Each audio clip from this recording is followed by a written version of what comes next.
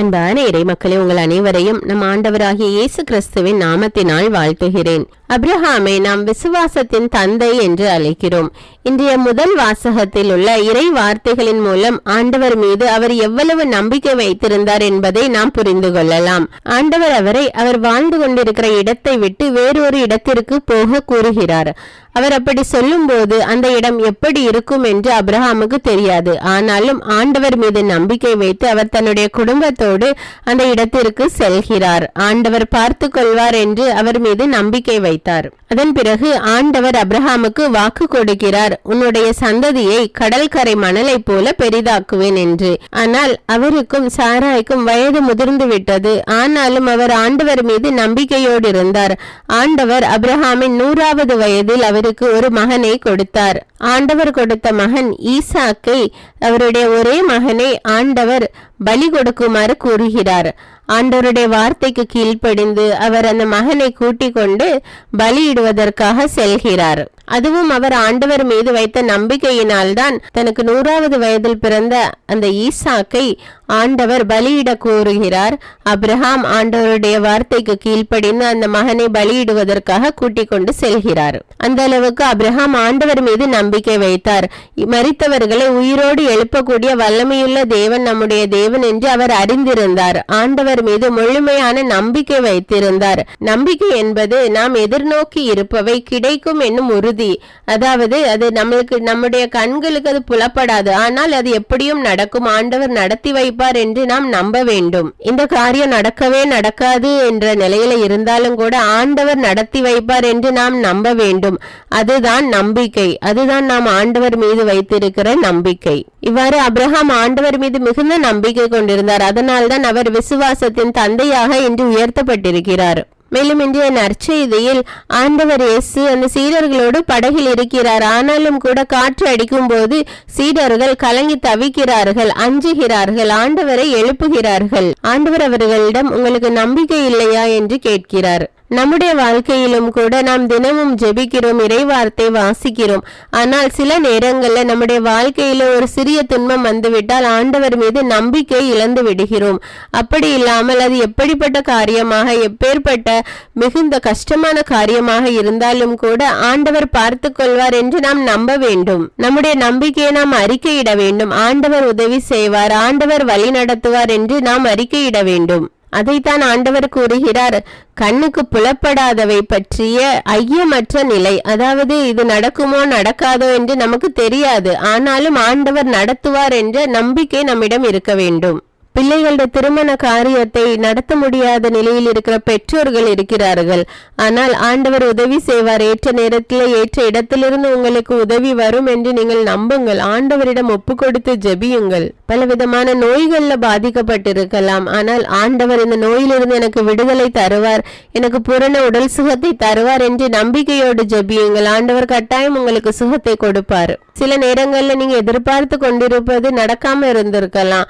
அப்படிப்பட்ட சூழ்நிலைகளை ஆண்டவர் இன்னும் இதைவிட அதிகமாக என்ன ஆசீர்வதிக்க இருக்கிறார், அதனால் தான் தாமதமாகிறது என்று நீங்கள் நினைத்து கொள்ளுங்கள். நீங்கள் ஒரு சிறிய ஆசீர்வாதம் போதும் என்று நினைக்கலாம், ஆனால் ஆண்டவர் தாமதமாக பெரிய ஆசீர்வாதத்தை உங்களுக்கு கொடுப்பார். அதனால் நீங்கள் பொறுமையோடு காத்திருக்க வேண்டும்.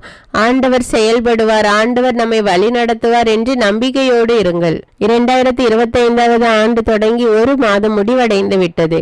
கடந்த மாதம் முழுவதும் நம்மை வழிநடத்தி வந்த இறைவனுக்கு நன்றி அறிதலாகவும் நாம் ஆண்டவர் மீது விசுவாசம் இல்லாமல் இருந்த நேரங்களுக்கு ஆண்டவரிடம் மன்னிப்பு கேட்டு இன்று ஜெபிப்போம். அன்பின் பரலோக பிதாவே, விண்ணையும் மண்ணையும் படைத்த தேவனே, உம்மை ஆராதிக்கிறோம், உமக்கு நன்றி கூறுகிறோம் அப்பா. அன்பின் தேவனே, இந்த 2025வது ஆண்டுல இந்த ஜனவரி மாதம் முழுவதும் எங்களோடு இருந்து நீங்க எங்களை வழி நடத்தி வந்தீங்க தேவனே. அதற்காக நன்றி தேவனே. எங்களுடைய தேவைகள்லாம் சந்தித்து எங்கள் ஒவ்வொருவரையும் பாதுகாத்து வந்த கிருபைக்காக நன்றி அப்பா. நன்றி ராஜா. அன்பின் தேவனே, நாங்கள் விசுவாசம் இல்லாமல் நம்பிக்கை இல்லாமல் இருந்த தருணங்களுக்காக உம்மிடம் மன்னிப்பு கேட்கிறோம் செய்கிறோம் அப்பா. ஆண்டவரே, நீரே மெய்யான தேவன் என்று நாங்கள் விசுவசிக்கிறோம் அப்பா. எங்களுடைய தேவைகள் என்னவென்று உமக்கு தெரியும் ராஜா. ஏற்ற நேரத்திலே ஏற்ற செயல்களை செய்து எங்களை வழி நடத்துகிற தேவன் ராஜா. நீர் அதற்காக நன்றி தேவனே, நன்றி அப்பா. இந்த பிப்ரவரி மாசத்தை முழுமையாக உம்முடைய கரத்துல ஒப்பு கொடுக்கிறேன் அப்பா. இந்த மாதம் முழுவதும் எங்கள் குடும்பத்தில் ஒவ்வொருவரையும் ஒப்பு கொடுக்கிறேன் ராஜா. நீங்க எங்க ஒவ்வொருவரையும் பொறுப்பெடுத்துக் கொள்ளும் ராஜா. எங்களோடு எங்களை வழி நடத்தும் அப்பா. இந்த மாதம் முழுவதும் உமக்கு உகந்த பிள்ளைகளாக வாழ ஒப்பு கொடுக்கிறோம் அப்பா. அன்று நூற்றுவ தலைவன் ஒரு வார்த்தை சொன்னால் போதும், என்னுடைய பணியால் நலமடைவான் என்று கூறியது போல ஆண்டவரே, நாங்களும் அந்த அளவுக்கு உம்மீது நம்பிக்கை வைத்திருக்கிறோம் அப்பா. உம்மை நாங்கள் விசுவசிக்கிறோம் அப்பா. என் தேவன் என்னோடு இருந்து என்னை வழி நடத்துவீர் என்று நான் விசுவசிக்கிறேன் ராஜா. இந்த செயல்கள் ஒவ்வொன்றையும் நீர் பொறுப்பெடுத்துக் கொள்வீர் என்று நான் நம்புகிறேன் அப்பா. இந்த வாழ்க்கை நிலையெல்லாம் உமக்கு தெரியும் அப்பா. என் குடும்பத்தில் உள்ள எல்லா துன்பங்களும் வேதனைகளும் உமக்கு மறைவானது இல்லை ராஜா. எல்லாவற்றையும் நீர் அறிவீர் ராஜா. எல்லாவற்றையும் ஏற்ற நேரத்தில் ஆனந்த கழிப்பாக மாற்றி இருக்கிற தேவனே உமக்கு நன்றி ராஜா. நன்றி தேவனே. ஆண்டவரே, உம்மீது விசுவாசம் இல்லாமல் குறி சொல்லுகிற மக்களிடம் சென்று குறி கேட்ட தருணங்களுக்காக மன்னிப்பு கேட்கிறேன் தேவனே. இந்த நேரத்தில் யாராவது நீங்க குறி கேட்டிருந்தா ஆண்டவரிடம் மன்னிப்பு கேளுங்கள், மன்னிப்பு கேளுங்கள். ஜோசியம் பார்த்திருந்தா அல்லது யாரிடமாவது சென்று இந்த காரியம் நடக்குமா, இந்த நேரத்துல நடக்குமா என்று நீங்கள் குறி கேட்டிருந்தா அதற்காக இந்த நேரத்தில் ஆண்டவரிடம் மன்னிப்பு கேளுங்கள். இப்பொழுது ஆண்டவரிடம் உருக்கமாக மன்னிப்பு கேளுங்கள். மறுபடியும் அப்பேற்பட்ட தவறை செய்வதில்லை என்று இன்று ஒரு உறுதியான பிரதிஜனை எடுங்கள். அன்பின் தேவனே, இந்த மாதம் முழுவதும் நாங்கள் செய்ய இருக்கிற எல்லா செயல்களையும் இடத்துல ஒப்பு கொடுக்கிறோம் ராஜா. எங்கள் குடும்பத்தில் எல்லா உறுப்பினர்களையும் ஒப்பு கொடுக்கிறேன் தேவனே. எல்லோரையும் நீர் பொறுப்பெடுத்து ஆசீர்வதித்து வழி நடத்தும் அப்பா. உம்முடைய கரம் எங்களோடு எங்களை வழி நடத்தட்டும் அப்பா. இயேசுவின் நாமத்தில் ஜெபிக்கிறேன், ஆமீன். முதல் வாசகம். எபிரேயருக்கு எழுதப்பட்ட திருமுகத்திலிருந்து வாசகம். அதிகாரம் 11. இறை வார்த்தைகள் 1 முதல் 2 மற்றும் 8 முதல் 19. சகோதர சகோதரிகளே, நம்பிக்கை என்பது நாம் எதிர்நோக்கி இருப்பவை கிடைக்கும் என்னும் உறுதி, கண்ணுக்கு புலப்படாதவை பற்றிய ஐயமற்ற நிலை. இந்த நம்பிக்கையால் தான் நம் மூதாதையர் நற்சான்று பெற்றனர். அப்ரஹாம் தாம் அழைக்கப்பட்ட போது கீழ்ப்படிந்து உரிமை பேராக பெறவிருந்த இடத்திற்கு சென்றதும் நம்பிக்கையினால்தான். தாம் எங்கே போக வேண்டும் என்று தெரியாதிருந்தும் அவர் புறப்பட்டு சென்றார். வாக்களிக்கப்பட்ட நாட்டில் அவர் குடியேறி ஒரு அந்நியரை போல வாழ்ந்தது நம்பிக்கையினாலேயே. அதே வாக்குறுதிக்கு உடன் உரிமையாளர்களான ஈசாக்குடனும் யாக்கோபுடனும் அவர் கூடாரங்களில் குடியிருந்தார். ஏனெனில் அவர் அசையாத அடித்தளமுள்ள ஒரு நகரை எதிர்நோக்கி இருந்தார். அதை திட்டமிட்டவரும் கட்டியவரும் கடவுளே. அப்ரஹாம் வயது முதியவராயும் சாரா கருவுற இயலாதவராயும் இருந்த போதிலும் அவர் ஒரு தந்தையாவதற்கான ஆற்றல் பெற்றதும் நம்பிக்கையினால்தான். ஏனெனில் வாக்களித்தவர் நம்பிக்கைக்குரியவர் என அவர் கருதினார். இவ்வாறு உயிரற்றவர் போலிருந்த இந்த ஒருவரிடமிருந்து வானத்தில் உள்ள திரளான விண்மீன்களைப் போலவும் கடற்கரையில் உள்ள எண்ணிறந்த மணலை போலவும் கணக்கற்ற மக்கள் பிறந்தனர். இவர்கள் எல்லாம் நம்பிக்கை கொண்டவர்களாய் இறந்தார்கள். வாக்களிக்கப்பட்டவற்றை அவர்கள் பெறவில்லை எனில் தொலையில் அவற்றை கண்டு மகிழ்ந்தார்கள்.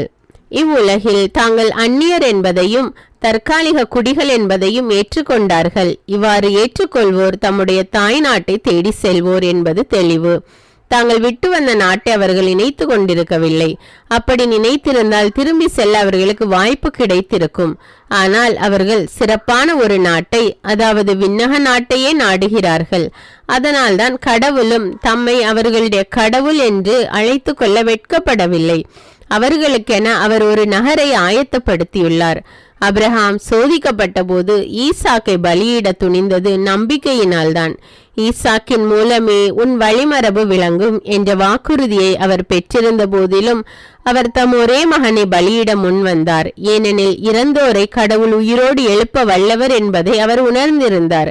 எனவே அவர் தம் மகனை மீண்டும் பெற்றுக்கொண்டார். பின்பு நடக்க இருந்ததற்கு இது ஓர் அறிகுறி. இது ஆண்டவரின் அருள்வாக்கு. இறைவனுக்கு நன்றி. நற்செய்தி வாசகம். மார்க்கு எழுதிய தூய நற்செய்தியிலிருந்து வாசகம். அதிகாரம் 4. இறை வார்த்தைகள் 35 முதல் 41. அன்றொரு நாள் மாலை நேரம் இயேசு சீடர்களை நோக்கி, அக்கறைக்கு செல்வோம் வாருங்கள் என்றார். அவர்கள் மக்கள் கூட்டத்தை அனுப்பிவிட்டு படகில் இருந்தவாறே அவரை கூட்டி சென்றார்கள். வேறு படகுகளும் அவருடன் சென்றன. அப்பொழுது ஒரு பெரும் புயல் அடித்தது. அலைகள் படகின் மேல் தொடர்ந்து மோத அது தண்ணீரால் நிரம்பிக் கொண்டிருந்தது. அவரோ படகின் பிற்பகுதியில் தலையணை வைத்து தூங்கிக் கொண்டிருந்தார். அவர்கள், போதகரே, சாக போகிறோமே, உமக்கு கவலை இல்லையா என்று சொல்லி அவரை எழுப்பினார்கள். அவர் விழித்தெழுந்து காற்றை கடிந்து கொண்டார். கடலை நோக்கி, இறையாதே, அமைதியாயிரு என்றார். காற்று அடங்கியது. மிகுந்த அமைதி உண்டாயிற்று. பின் அவர் அவர்களை நோக்கி, ஏன் அஞ்சுகிறீர்கள்? உங்களுக்கு இன்னும் நம்பிக்கை இல்லையா என்று கேட்டார்.